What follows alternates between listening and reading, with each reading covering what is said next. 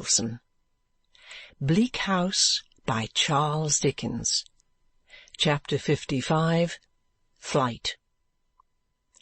Inspector Bucket of the Detective has not yet struck his great blow, as just now chronicled, but is yet refreshing himself with sleep preparatory to his field day, when through the night and along the freezing wintry roads a chaise and pair comes out of Lincolnshire, making its way towards London. Railroads shall soon traverse all this country, and with a rattle and a glare the engine and train shall shoot like a meteor over the wide night landscape, turning the moon paler. But as yet such things are non-existent in these parts, though not wholly unexpected. Preparations are afoot, measurements are made, ground is staked out. Bridges are begun, and their not yet united piers desolately look at one another over roads and streams like brick-and-mortar couples, with an obstacle to their union. Fragments of embankments are thrown up and left as precipices, with torrents of rusty carts and barrows tumbling over them. Tripods of tall poles appear on hilltops, where there are rumours of tunnels. Everything looks chaotic and abandoned in full hopelessness. Along the freezing roads and through the night the post-chaise makes its way without a railroad on its mind. Mrs. Rouncewell, so many years housekeeper at Chesney Wold, sits within the chaise, and by her side sits Mrs. Bagnet with her grey cloak and umbrella. The old girl would prefer the bar in front, as being exposed to the weather in a primitive sort of perch, more in accordance with her usual course of travelling, but Mrs. Rouncewell is too thoughtful of her comfort to admit of her proposing it. The old lady cannot make enough of the old girl. She sits, in her stately manner, holding her hand, and regardless of its roughness, puts it often to her lips. "You are a mother, my dear soul," says she many times, "and you found out my George's mother." "Why, George," returns Mrs. Bagnet, "was always free with me, ma'am. And when he said at our house to my Woolwich that of all the things my Woolwich could have to think of when he grew to be a man, the comfortablest would be that he had never brought a sorrowful line into his mother's face or turned a hair of her head grey, then I felt sure, from his way, that something fresh had brought his own mother into his mind. I had often known him say to me in past times that he had behaved bad to her." "Never, my dear," returns Mrs. Rouncewell, bursting into tears. "My blessing on him, never. He was always fond of me, and loving to me was my George. But he had a bold spirit, and he ran a little wild and went for a soldier, and I know he waited at first in letting us know about himself till he should rise to be an officer, and when he didn't rise, I know he considered himself beneath us and wouldn't be a disgrace to us, for he had a lion heart, had my George, always, from a baby." The old lady's hands stray about her as of yore, while she recalls, all in a tremble, what a likely lad, what a fine lad, what a gay, good-humoured, clever lad he was, how they all took to him down at Chesney Wold, how Sir Leicester took to him when he was a young gentleman, how the dogs took to him, how even the people who had been angry with him forgave him the moment he was gone, poor boy. And now to see him after all, and in a prison too. And the broad stomacher heaves, and the quaint upright old-fashioned figure bends under its load of affectionate distress. Mrs. Bagnet, with the instinctive skill of a good warm heart, leaves the old housekeeper to her emotions for a little while, not without passing the back of her hand across her own motherly eyes, and presently chirps up in her cheery manner. "So I says to George, when I goes to call him in to tea," he pretended to be smoking his pipe outside, "what ails you this afternoon, George, for gracious sake? I've seen all sorts, and I've seen you pretty often in season and out of season, abroad and at home, and I never see you so melancholy penitent." "Why, Mrs. Bagnet," says George, "it's because I am melancholy and penitent both this afternoon that you see me so." "What have you done, old fellow?" I says. "Why, Mrs. Bagnet," says George, shaking his head, "what I have done has been done this many a long year, and is best not tried to be undone now. If I ever get to heaven, it won't be for being a good son to a widowed mother. I say no more. Now, ma'am, when George says to me that it's best not tried to be undone now, I have my thoughts as I have often had before, and I draw it out of George how he comes to have such things on him that afternoon. Then George tells me that he has seen by chance at the lawyer's office a fine old lady that has brought his mother plain before him, and he runs on about that old lady till he quite forgets himself and paints her picture to me as she used to be years upon years back. So I says to George when he has done, 'Who is this old lady he has seen?' And George tells me it's Mrs. Rouncewell, housekeeper for more than half a century to the Dedlock family down at Chesney Wold in Lincolnshire. George has frequently told me before that he's a Lincolnshire man, and I says to my old Lignum that night, 'Lignum, that's his mother for £45.' All this Mrs. Bagnet now relates for the 20th time at least within the last 4 hours, trilling it out like a kind of bird with a pretty high note that it may be audible to the old lady above the hum of the wheels. "Bless you, and thank you," says Mrs. Rouncewell. "Bless you, and thank you, my worthy soul." "Dear heart!" cries Mrs. Bagnet in the most natural manner. "No thanks to me, I'm sure. Thanks to yourself, ma'am, for being so ready to pay 'em. And mind, once more, ma'am, what you had best do on finding George to be your own son is to make him, for your sake, have every sort of help to put himself in the right and clear himself of a charge of which he is as innocent as you or me. It won't do to have truth and justice on his side.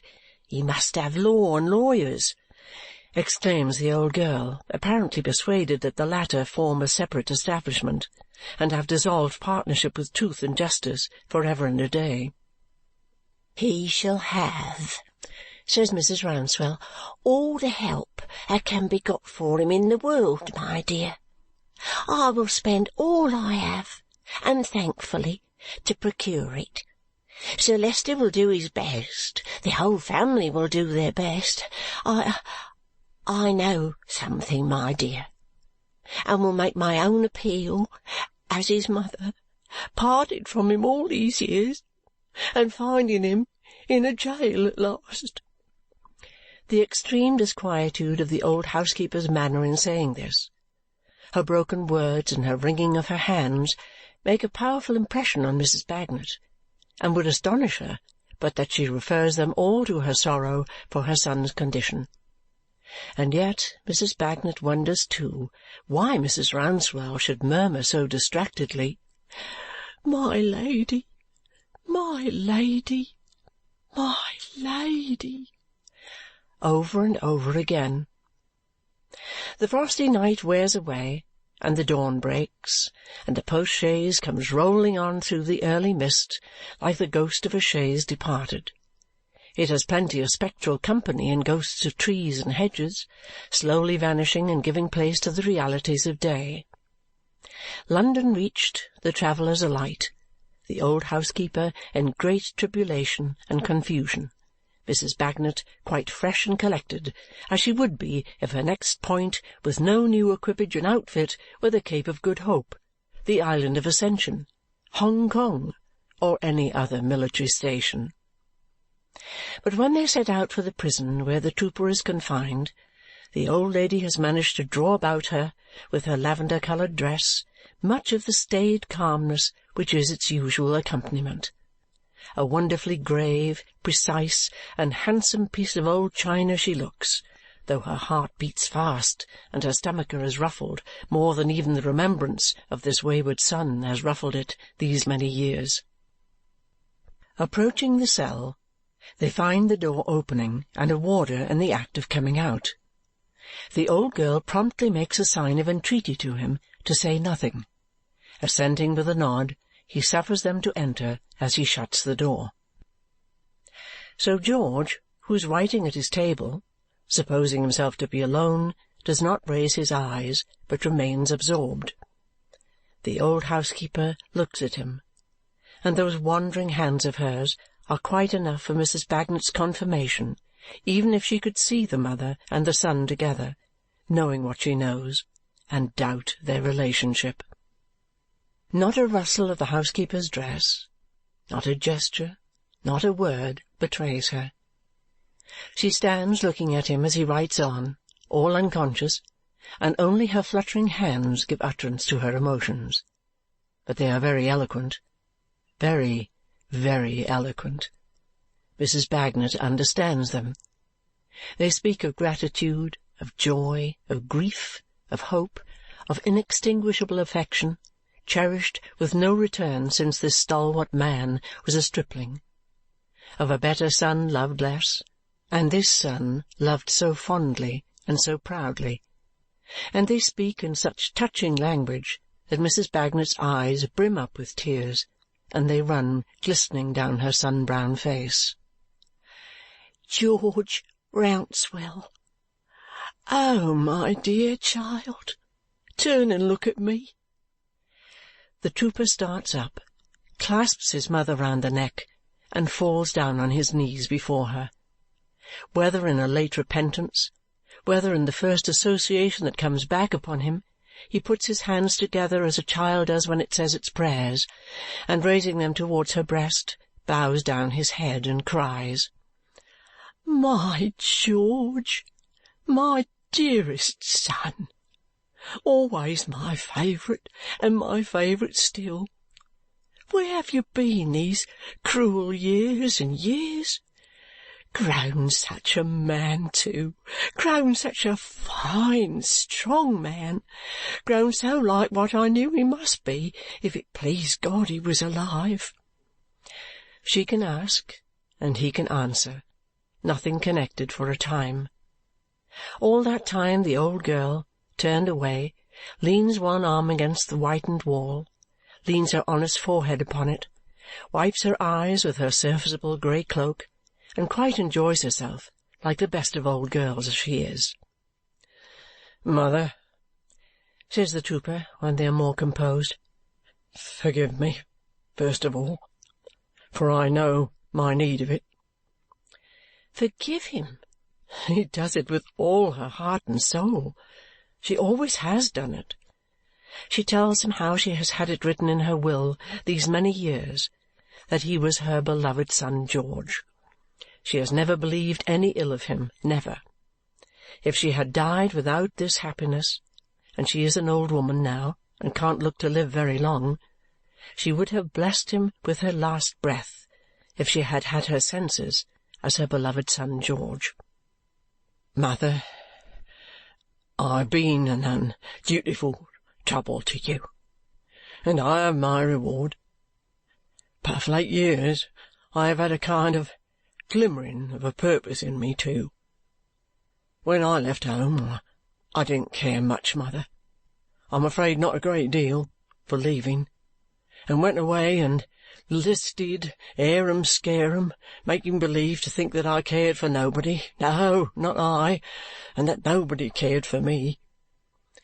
The trooper has dried his eyes and put away his handkerchief, but there is an extraordinary contrast between his habitual manner of expressing himself and carrying himself and the softened tone in which he speaks, interrupted occasionally by a half-stifled sob.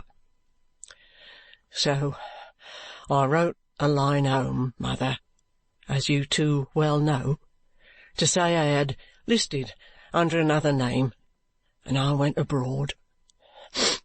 Abroad at one time. I thought I would write home next year, when I might be better off, and when that year was out, I thought I would write home next year, when I might be better off. And when that year was out again, perhaps I didn't think much about it. So on, from year to year, through a service of 10 years, till I began to get older, and to ask myself, why should I ever write? I don't find any fault, child, but not to ease my mind, George. Not a word to your loving mother, who is growing older too. This almost overturns the trooper afresh, but he sets himself up with a great, rough, sounding clearance of his throat. Heaven forgive me, mother, but I thought there would be small consolation then in hearing anything about me. There were you, respected and esteemed. There was my brother, as I read in chance North Country papers now and then, rising to be prosperous and famous. There was I, a dragoon, roving, unsettled, not self-made like him, but self-unmade. All my earlier advantages thrown away, all my little learning unlearnt, nothing picked up but what unfitted me for most things that I could think of. What business had I to make myself known? After letting all that time go by me, what good could come of it? The worst was past with you, mother. I knew by that time, being a man, how you had mourned for me, and wept for me, and prayed for me. And the pain was over, all was softened down, and I was better in your mind as it was. The old lady sorrowfully shakes her head, and taking one of his powerful hands, lays it lovingly upon her shoulder. No, I don't say that it was so, mother, but that I made it out to be so. I said just now what good could come of it. Well, my dear mother, some good might have come of it to myself, and there was the meanness of it. You would have sought me out. You would have purchased my discharge. You would have taken me down to Chesney Wold. You would have brought me and my brother and my brother's family together. You would all have considered anxiously how to do something for me and set me up as a respectable civilian. But how could any of you feel sure of me when I couldn't so much as feel sure of myself?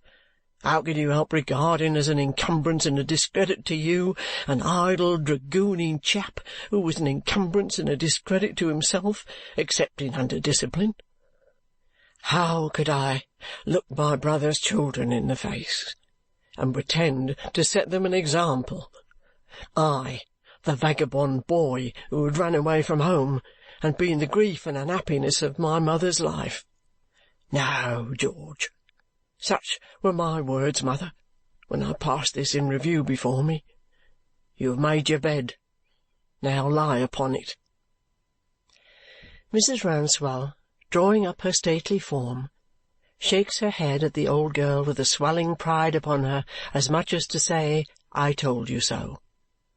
The old girl relieves her feelings and testifies her interest in the conversation by giving the trooper a great poke between the shoulders with her umbrella.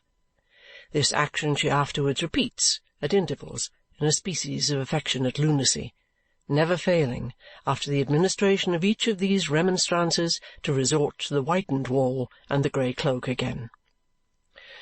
This was the way I brought myself to think, mother, that my best amends was to lie upon that bed I had made and die upon it. And I should have done it, though I have been to see you more than once down at Chesney Wold, when you little thought of me, but for my old comrade's wife here, who I find has been too many for me. But I thank her for it. I thank you for it, Mrs. Bagnet, with all my heart and might. To which Mrs. Bagnet responds with 2 pokes. And now the old lady impresses upon her son George, her own dear recovered boy, her joy and pride, the light of her eyes, the happy close of her life, and every fond name she can think of, that he must be governed by the best advice obtainable by money and influence, that he must yield up his case to the greatest lawyers that can be got, that he must act in this serious plight as he shall be advised to act, and must not be self-willed, however right, but must promise to think only of his poor old mother's anxiety and suffering until he is released, or he will break her heart. "Mother, 'tis little enough to consent to," returns the trooper, stopping her with a kiss. "Tell me, what shall I do? And I'll make a late beginning and do it. Mrs. Bagnet, you'll take care of my mother, I know." A very hard poke from the old girl's umbrella. "If you bring her acquainted with Mr. Jarndyce and Miss Summerson, she will find them of her way of thinking, and they will give her the best advice and assistance." "And George," says the old lady, "we must send with all haste for your brother. He is a sensible, sound man, as they tell me, out in the world beyond Chesney Wold, my dear, though I don't know much of it myself, and will be of great service." "Mother," returns the trooper, "is it too soon to ask a favour?" "Surely not, my dear." "Then grant me this one great favour. Don't let my brother know." "Not know what, my dear?" "Not know of me. In fact, mother, I can't bear it. I can't make up my mind to it. He has proved himself so different from me and has done so much to raise himself while I've been soldiering that I haven't brass enough in my composition to see him in this place and under this charge. How can a man like him be expected to have any pleasure in such a discovery? It's impossible. No, keep my secret from him, mother. Do me a greater kindness than I deserve, and keep my secret from my brother of all men." "But not always, dear George." "Why, mother, perhaps not for good and all, though I may come to ask that too. But keep it now, I do entreat you.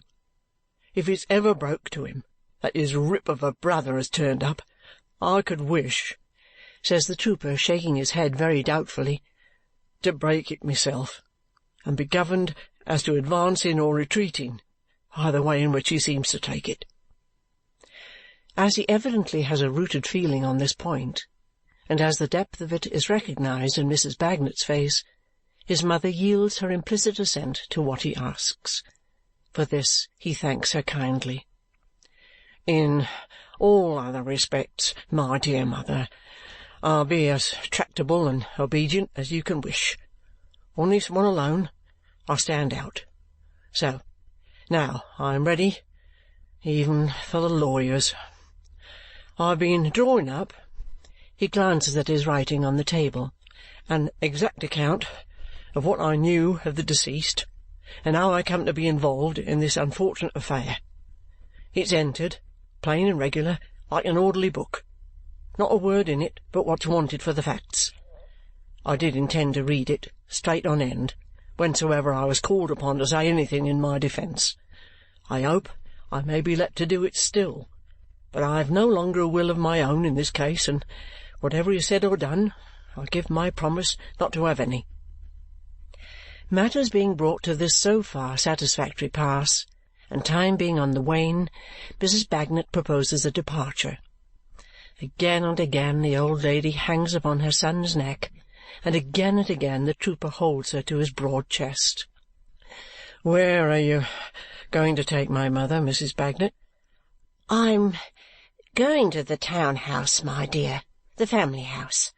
I have some business there that must be looked to directly," Mrs. Rouncewell answers. "Will you see my mother safe there in the coach, Mrs. Bagnet? But of course I know you will. Why should I ask it?" Why, indeed, Mrs. Bagnet expresses with the umbrella. "Take her, my old friend, and take my gratitude along with you. Kisses to Quebec and Malta. Love to my godson. a hearty shake of the hand to Lignum, and this for yourself, and I wish it was 10,000 pound in gold, my dear." So saying, the trooper puts his lips to the old girl's tanned forehead, and the door shuts upon him in his cell. No entreaties on the part of the good old housekeeper will induce Mrs. Bagnet to retain the coach for her own conveyance home. Jumping out cheerfully at the door of the Dedlock mansion and handing Mrs. Rouncewell up the steps, the old girl shakes hands and trudges off, arriving soon afterwards in the bosom of the Bagnet family and falling to washing the greens as if nothing had happened. My Lady is in that room in which she held her last conference with the murdered man, and is sitting where she sat that night, and is looking at the spot where he stood upon the hearth studying her so leisurely, when a tap comes at the door. Who is it? Mrs. Rouncewell. What has brought Mrs. Rouncewell to town so unexpectedly? "Trouble, my Lady. Sad trouble." "Oh, my Lady, may I beg a word with you?" What new occurrence is it that makes this tranquil old woman tremble so?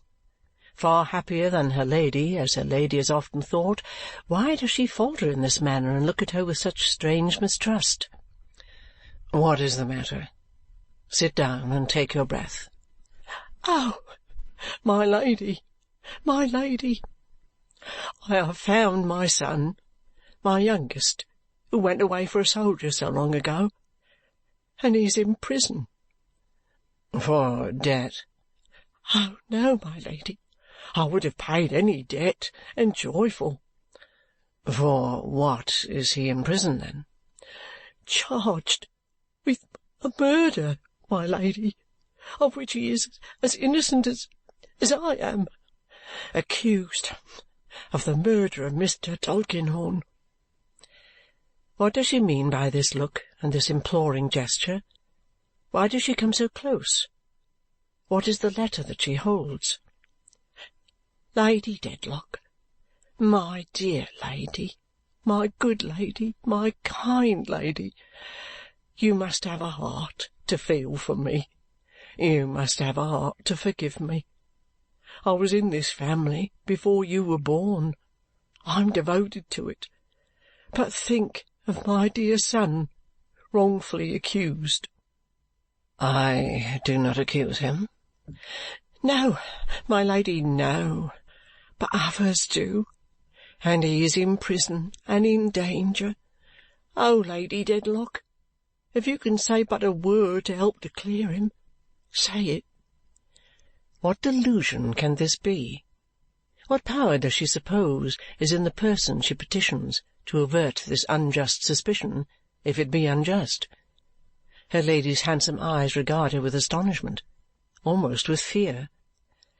"My Lady, I came away last night from Chesney Wold to find my son in my old age, and the step upon the Ghost's Walk was so constant and so solemn that I never heard the like in all these years. Night after night, as it has fallen dark, the sound has echoed through your rooms. But last night it was the awfullest, and as it fell dark last night, my Lady, I got this letter." "What letter is it?"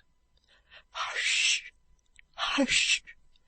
The housekeeper looks round and answers in a frightened whisper, "My Lady, I have not breathed a word of it. I don't believe what's written in it. I know it can't be true. I am sure and certain that it is not true. But my son is in danger, and you must have a heart to pity me. If you know of anything that is not known to others, if you have any suspicion, if you have any clue at all, and any reason for keeping it in your own breast, oh, my dear Lady, think of me, and conquer that reason, and let it be known. This is the most I consider possible. I know you are not a hard lady, but you go your own way always without help, and you are not familiar with your friends and all who admire you, and all do, as a beautiful and elegant lady, know you to be one far away from themselves who can't be approached close. My Lady, you may have some proud or angry reasons for disdaining to utter something that you know. If so, pray, oh, pray, think of a faithful servant whose whole life has been passed in this family which she dearly loves, and relent and help to clear my son. My Lady, my good lady," the old housekeeper pleads with genuine simplicity, "I am so humble in my place, and you are by nature so high and distant, that you may not think what I feel for my child. But I feel so much that I have come here to make so bold as to beg and pray you not to be scornful of us, if you can do us any right or justice at this fearful time." Lady Dedlock raises her without one word until she takes the letter from her hand. "Am I to read this?" "When I am gone, my lady, if you please, and then remembering the most that I consider possible." "I know of nothing I can do. I know of nothing I reserve that can affect your son. I have never accused him." "My lady, you may pity him the more under a false accusation after reading the letter." The old housekeeper leaves her with the letter in her hand. In truth, she is not a hard lady naturally, and the time has been when the sight of the venerable figure suing to her with such strong earnestness would have moved her to great compassion. But so long accustomed to suppress emotion and keep down reality, so long schooled for her own purposes in that destructive school which shuts up the natural feelings of the heart like flies in amber, and spreads one uniform and dreary gloss over the good and bad, the feeling and the unfeeling, the sensible and the senseless, she had subdued even her wonder until now. She opens the letter. Spread out upon the paper is a printed account of the discovery of the body as it lay face downward on the floor, shot through the heart, and underneath is written her own name with the word "Murderess" attached. It falls out of her hand. How long it may have lain upon the ground she knows not, but it lies where it fell, when a servant stands before her announcing the young man of the name of Guppy. The words have probably been repeated several times, for they are ringing in her head before she begins to understand them. "Let him come in." He comes in. Holding the letter in her hand, which she has taken from the floor, she tries to collect her thoughts. In the eyes of Mr. Guppy she is the same Lady Dedlock, holding the same prepared, proud, chilling state.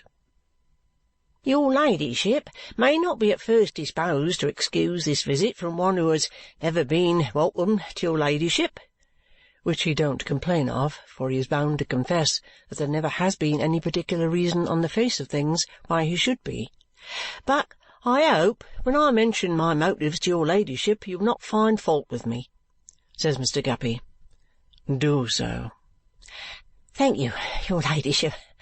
I ought first to explain to your ladyship," Mr. Guppy sits on the edge of a chair and puts his hat on the carpet at his feet, "that Miss Summerson, whose image, as I formerly mentioned to your ladyship, was at one period of my life imprinted on my heart, until erased by circumstances over which I had no control, communicated to me, after I had the pleasure of waiting on your ladyship last, that she particularly wished me to take no steps whatever in any manner at all relating to her. And Miss Summerson's wishes being to me a law, except as connected with circumstances over which I have no control, I consequently never expected to have the distinguished honour of waiting on your ladyship again." "And yet he is here now," Lady Dedlock moodily reminds him.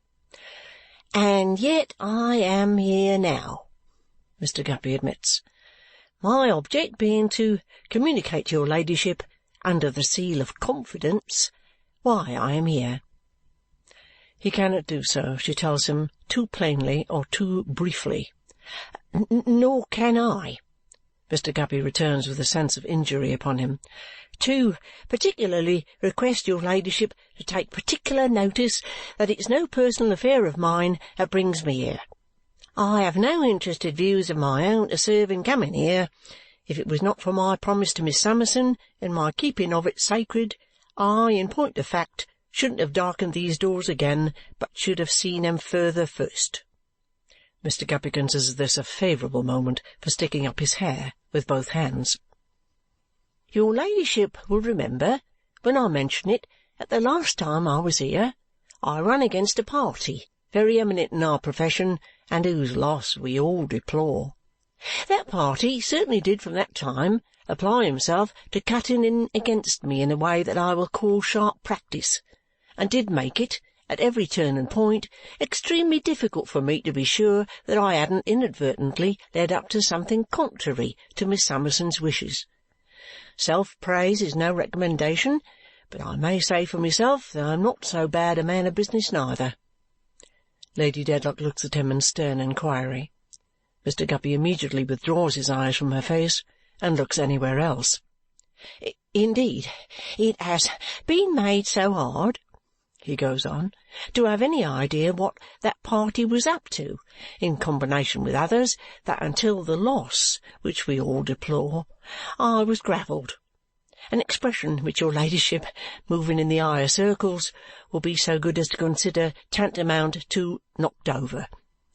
Small, likewise, a name by which I refer to another party, a friend of mine that your ladyship is not acquainted with, got to be so close and double-faced that at times it wasn't easy to keep one's hands off his head. However, what with the exertion of my humble abilities, and what with the help of a mutual friend by the name of Mr. Tony Weevle, who is of a high aristocratic turn and has your ladyship's portrait always hanging up in his room, I have now reasons for an apprehension as to which I come to put your ladyship upon your guard.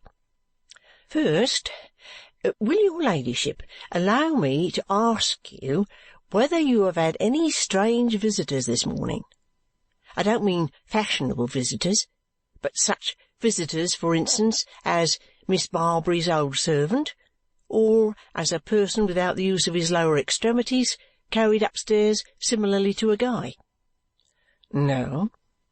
"Then I assure your ladyship that such visitors have been here and have been received here, because I saw them at the door and waited at the corner of the square till they came out, and took off an hour's turn afterwards to avoid them." "What have I to do with that, or what have you? I do not understand you. What do you mean?"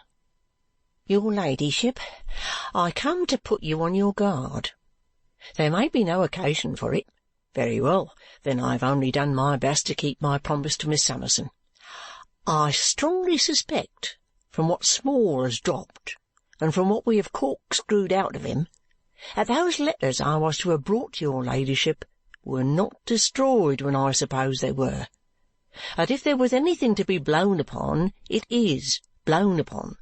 That the visitors I have alluded to have been here this morning to make money of it, and that the money is made or making." Mr. Guppy picks up his hat and rises. "Your ladyship, you know best whether there's anything in what I say or whether there's nothing. Something or nothing, I have acted up to Miss Summerson's wishes in letting things alone and in undoing what I had begun to do as far as possible. That's sufficient for me. In case I should be taking a liberty in putting your ladyship on your guard when there's no necessity for it, you will endeavour, I should hope, to outlive my presumption, and I shall endeavour to outlive your disapprobation. I now take my farewell of your ladyship and assure you that there's no danger of your ever being waited on by me again." She scarcely acknowledges these parting words by any look, but when he has been gone a little while, she rings her bell. "Where is Sir Leicester?" Mercury reports that he is at present shut up in the library alone. "Has Sir Leicester had any visitors this morning?" "Several, on business." Mercury proceeds to a description of them, which has been anticipated by Mr. Guppy. Enough. He may go. So, all is broken down. Her name is in these many mouths. Her husband knows his wrongs. Her shame will be published, may be spreading while she thinks about it, and in addition to the thunderbolt, so long foreseen by her, so unforeseen by him, she is denounced by an invisible accuser as the murderess of her enemy. Her enemy he was, and she has often, often, often wished him dead. Her enemy he is, even in his grave. This dreadful accusation comes upon her like a new torment at his lifeless hand. And when she recalls how she was secretly at his door that night, and how she may be represented to have sent her favourite girl away so soon before merely to release herself from observation, she shudders as if the hangman's hands were at her neck. She has thrown herself upon the floor and lies with her hair all wildly scattered and her face buried in the cushions of a couch. She rises up, hurries to and fro, flings herself down again and rocks and moans. The horror that is upon her is unutterable. If she really were the murderess, it could hardly be for the moment more intense.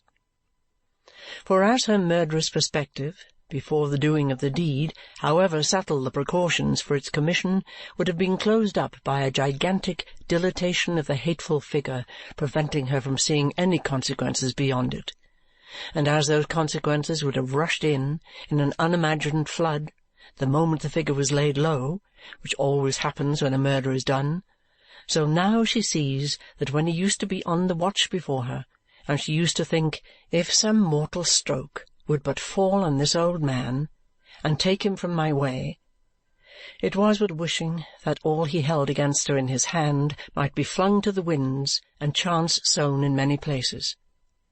So, too, with the wicked relief that she has felt in his death.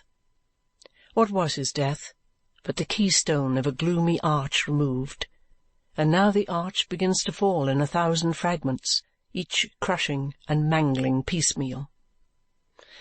Thus a terrible impression steals upon and overshadows her, that from this pursuer, living or dead, obdurate and imperturbable before her in his well-remembered shape, or not more obdurate and imperturbable in his coffin bed, there is no escape but in death.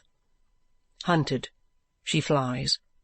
The complication of her shame, her dread, remorse, and misery overwhelms her at its height, and even her strength of self-reliance is overturned and whirled away like a leaf before a mighty wind. She hurriedly addresses these lines to her husband, seals, and leaves them on her table.